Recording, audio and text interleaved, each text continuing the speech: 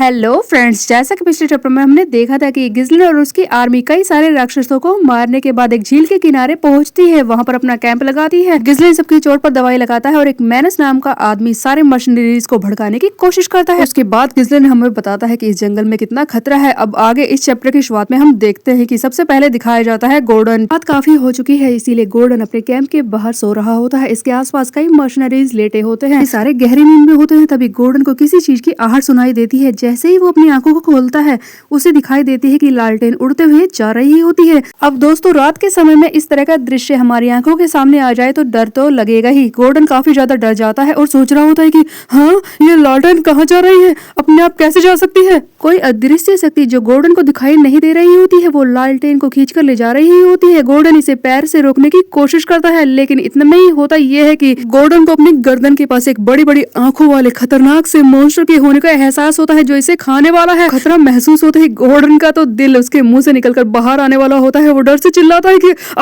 राक्षस आ गए। हम देखते हैं कि गोर्डन अपनी तलवार उठाता है और हवा में तलवार को इधर उधर चलाकर काटने की कोशिश करता है उस खतरे को, लेकिन यहाँ पर कोई भी दिखाई नहीं दे रहा होता है। गोर्डन इस बात से बहुत ही ज्यादा हैरान और डरा हुआ है। अब इस सारी आवाज को सुनकर वहां पर लेटे बाकी मर्सनरीज भी जग जाते हैं, जो गोर्डन को ऐसी अजीब सी हरकतें करते देखते हैं। गोर्डन को अपने आसपास किसी काली परछाई में एक खतरनाक मॉन्स्टर के होने का एहसास हो रहा होता है, जो इसे चारों तरफ से घेरे हुए है। लगातार गोर्डन इसे काटने की कोशिश कर रहा होता है, लेकिन बाकी किसी को भी ये मॉन्स्टर दिखाई नहीं दे रहा होता है, जैसे कि ये अंधेरे में गायब हो चुका है। तब बाकी सब चिल्लाने लगते हैं कि गोर्डन क्या कर रहे हो तुम, यहाँ पर तो कोई नहीं है। गोर्डन कहता है कि यहाँ पर एक खतरनाक राक्षस था, मैंने अभी देखा था। तब बाकी सब कहते हैं कि देखो ध्यान से, यहाँ पर कोई नहीं है। सचमुच यहाँ पर कोई दिखाई नहीं दे रहा होता है, इसीलिए कोई भी गोर्डन की बात पर विश्वास नहीं करता। तब सारे बोलने लगते हैं, लगता है तूने एक खतरनाक सपना देख लिया है। देख यार, इतने दिनों से हम राक्षसों से फाइट करते करते थक चुके हैं, इसलिए इतने ज्यादा घटिया मजाक मत कर, हम यहाँ से जा रहे हैं। कोई भी गोर्डन की बात पर विश्वास नहीं करता। वो बार बार समझाने की कोशिश कर रहा है कि सचमुच इसने एक राक्षस देखा है, लेकिन कोई इसकी बात माने तब ना। दोस्तों, गोर्डन की बात पर ये विश्वास नहीं करते और वहां से जाने लगते हैं, लेकिन इतने में ही हम देखते हैं कि पीछे से दो मर्सनरीज आते हैं और कहते हैं कि ये झूठ नहीं बोल रहा है, मुझे भी किसी खतरे का एहसास हुआ है। हम देखते हैं कि कोर का जो साथी है ना, वो ये सारी बातें बोल रहा होता है और इसके साथ वो आंख पर काली पट्टी वाला बंदा भी है और कह रहे होते हैं कि इन्हें भी एक अजीब से खतरे का एहसास हुआ है और लालटेन इनके सामने से गायब हो गई। इतने में ही वहां पर कई और मर्सनरीज भी जगकर आ जाते हैं और सेम बात बोल रहे होते हैं कि हाँ, हमने भी सुना, हमने भी एहसास किया है और हमने तो किसी की हंसने की आवाज भी सुनी है, बहुत ही खतरनाक मॉन्स्टर की। तब सारे वहां पर डर रहे होते हैं और आपस में बोल रहे होते हैं कि तुम लोग क्या बकवास कर रहे हो दोस्तों। तब कोर का साथी बोलता है कि चाहे जो भी हो, चाहे कोई भी कुछ भी बोल रहा हो, लेकिन एक बात पक्की है कि यहाँ पर इस जगह पर कुछ ना कुछ तो गड़बड़ है, वरना एक साथ इतने सब लोगों को इतना अजीब एहसास नहीं होता। तभी हम देखते हैं कि पीछे से गिज़लिन और उसके साथी भी चलते हुए आते हैं। तब गिज़लिन कहता है कि तुमने साफ साफ देखा ना गिलियन, जिस पर गिलियन हाँ कहता है। गिलियन की हाँ को सुनकर हम देखते हैं कि गिज़लिन सबको इकट्ठा होने के लिए बोल देता है। दोस्तों, रात्रि के पहर में जहाँ पर सब गहरी नींद में थे, अचानक से सारा माहौल टेंशन में बदल जाता है और सब एक जगह इकट्ठा हो जाते हैं मीटिंग करने के लिए। तब हमें दिखाया जाता है कि सारे मर्सनरीज गिज़लिन के कैंप के पास आकर इकट्ठा हो चुके हैं। ये सारे बाहर खड़े होकर इंतजार कर रहे हैं और इनके लीडर्स अंदर मीटिंग कर रहे होते हैं। हम देखते हैं कि कैंप के अंदर कई बंदे हैं, गिज़लिन, गिलियन, बेलिंदा, गोर्डन और कोर और उसका चमचा, ये सारे वहां पर बैठकर मीटिंग कर रहे होते हैं। तब गोर्डन कहता है कि क्या आपका कहना ये है एम्प्लॉयर, हम लोग राक्षसों से घिरे पड़े हैं और वो भी ऐसे राक्षस जो हमें दिखाई भी नहीं देते।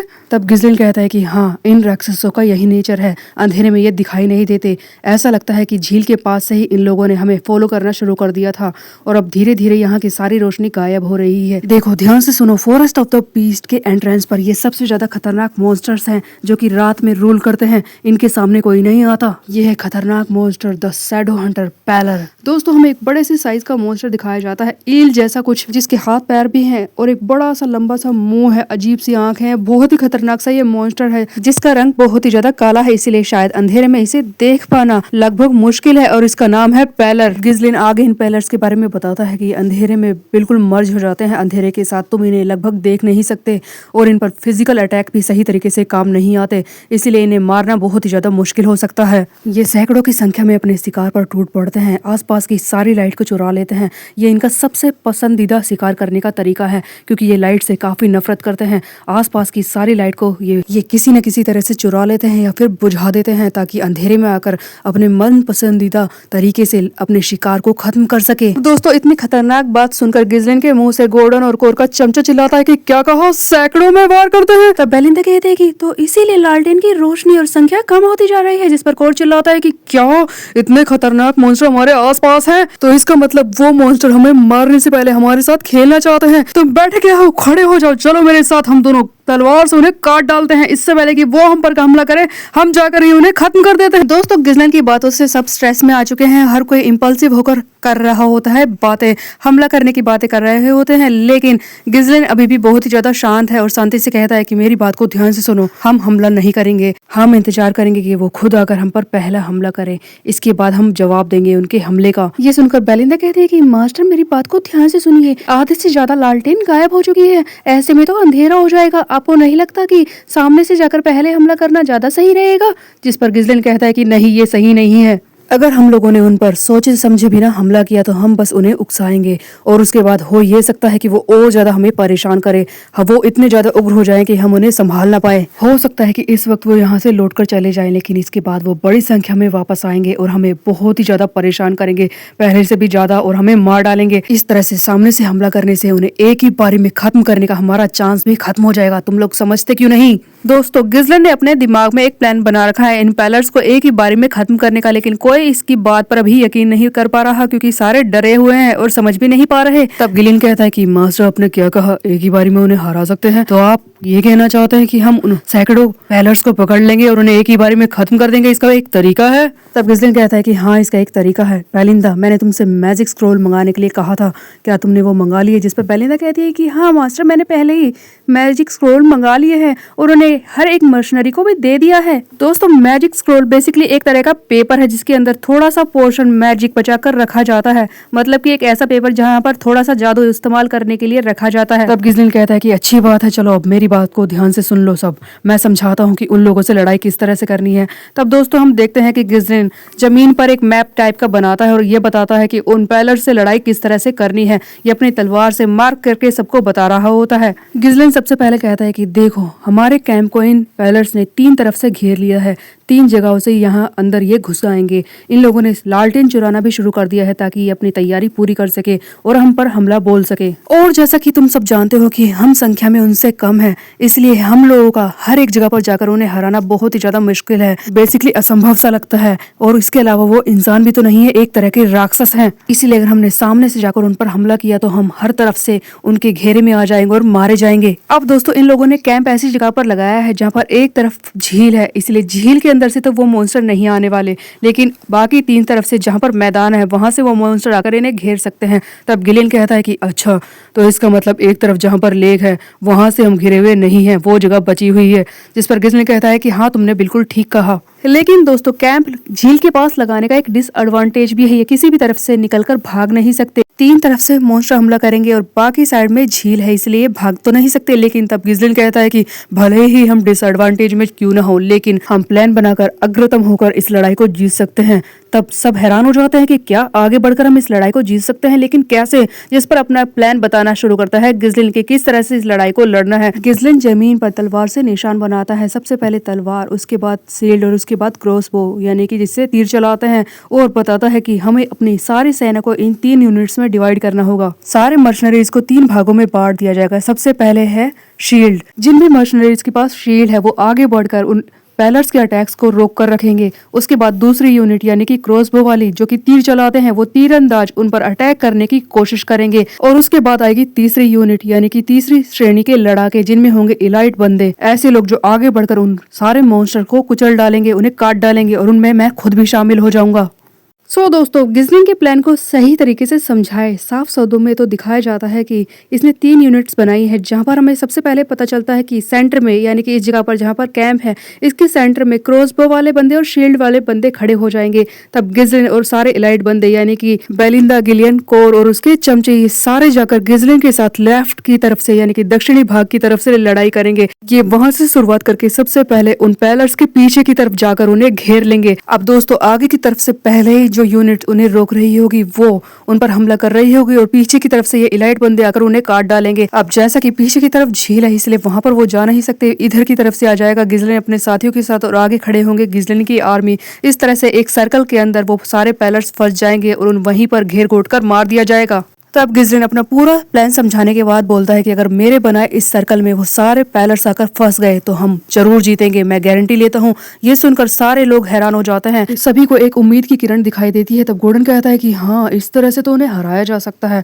तब कॉर्बी कहता है कि हाँ, हो तो सकता है, अगर बीच वाले सेंटर वाले बंदे उन्हें ठीक तरह से रोक ले कुछ देर के लिए तो पीछे से आकर तो हम उन्हें काट ही डालेंगे। बेसिकली दोस्तों गिजलिन का प्लान कुछ इस तरह से है, बकरी दिखाकर उन सारे मॉन्स्टर को ललचाओ, यानी कि बीच में जो सेना है उसे खड़ी करके और पीछे से आकर उन्हें घेर कर काट डालो। प्लान तो सबकी समझ में आ जाता है, लेकिन इतने में बेलिंदा बोलती है कि मास्टर मेरी बात को सुनिए, एक बात बताइए, अगर ऐसा हो भी जाए हम उन्हें घेर भी ले तब भी वो हमें दिखाई कैसे देंगे? आपने ही तो कहा कि अंधेरे में वो सही से दिखाई नहीं देते, तो फिर हम उन्हें मारेंगे कैसे, आप ही बताइए।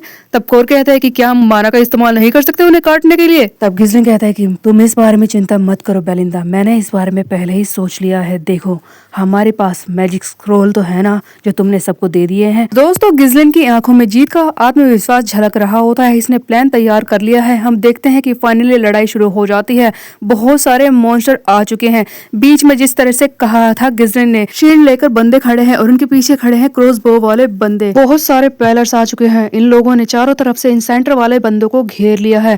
तब यहाँ पर हर कोई डरा होता है लेकिन खुद को संभाल रहे होते हैं। तब गोर्डन कह रहा होता है कि सब संभाल लो, टाइट फॉर्मेशन रखना, जैसा कि एम्प्लॉयर ने हमें समझाया है, मेरी बात को ध्यान से सुनना। तब बाकी मशीनरी चिल्लाते हैं कि हाँ कुछ तो हो रहा है, देखो सारी लालटेन गायब हो गई, अंधेरा हो चुका है, बस वो आते ही होंगे, कुछ तो हो रहा है यहाँ। दोस्तों सारी लालटेन चुरा ली गई है। अब चारा देखते ही ये मॉन्स्टर पैलर आ चुके हैं सारे बंदों को घेरने के लिए। तब हमें यहाँ पर गिजलिन की आवाज सुनाई देती है जिसके हाथ में है मैजिक स्क्रोल, जो कि बोल रहा होता है कि ड्यूक डेल्फिन के जनरल में, जो किताब मैंने पढ़ी है उसमें इसी तरह से लिखा हुआ था कि ये सारे पैलर्स लाइट से बहुत ही ज्यादा नफरत करते हैं, बहुत ही ज्यादा चिढ़ते हैं। तब हम देखते हैं कि ये हाथ में जो वो पेपर वाला मैजिक स्क्रोल होता है उसे फाड़ देता है और उसमें एक चमकदार रोशनी निकलती है। सो बेसिकली दोस्तों इसीलिए गिजलिन ने ये मैजिक स्क्रोल मंगाया था ताकि बाद में चल के रोशनी कर सके और इन पैलर्स को देख सके। तब गिजलिन आगे कहता है कि जैसे ही एक चमकदार रोशनी इनके ऊपर पड़ती है तब इनका दिखता है असली स्वरूप।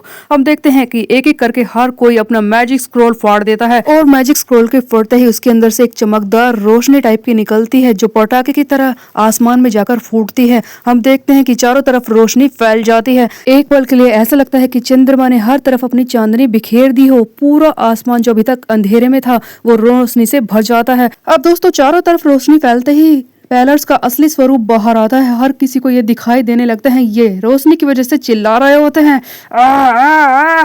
तब वहां पर खड़े हर कोई मशीनरी इन्हें देख पा रहे होते हैं। गोर्डन कहता है कि ओ तो ये ईल टाइप के मॉन्स्टर, ये हमें घेरे हुए थे, ये कब से हमें देख रहे थे। तब सब चिल्लाते हैं कि देखो वो आ रहे हैं, कितनी बड़ी संख्या में है। तब सेंटर वाले सारे मशीनरीज लड़ने को तैयार हो जाता है और कहता है कि तैयार हो जाओ, एक फॉर्मेशन को टाइट करो, शील्ड वाले इन्हें रोको और क्रॉसबो वाले इन पर तीर चलाओ। और जिस तरह से गिजलिन ने समझाया था लड़ाई शुरू हो जाती है, शील्ड से इन्हें रोका जा रहा है, पीछे से तीर चल रहे होते हैं इन पैलर्स पर। तब गिजलिन और उसके साथी भी इन्हें काट डालने के लिए तैयार होते हैं। तब हम देखते हैं कि गिजलिन अपनी तलवार को हवा में उठाता है और कहता है कि असोल्ट यूनिट देखो, इनकी असलियत बाहर आ चुकी है, सबको ये दिखाई दे रहे हैं, जल्दी करो, काट डालो इन सबको। क्या बात है दोस्तों, हैंडसम विद ब्रेन का कॉम्बिनेशन दिखाया है ये लड़का। हम देखते हैं कि गिजलिन अपने साथियों के साथ इन्हें लड़ने को तैयार है, इन्हें मारने को। अब किस तरह से ये इन पैलर्स को मारेगा अपने साथियों के साथ मिलकर, ये हम देखेंगे नेक्स्ट चैप्टर में। तब तक के लिए मेरे चैनल को सब्सक्राइब कर ले, बेल के आइकन को प्रेस। मिलते हैं, बाय बाय।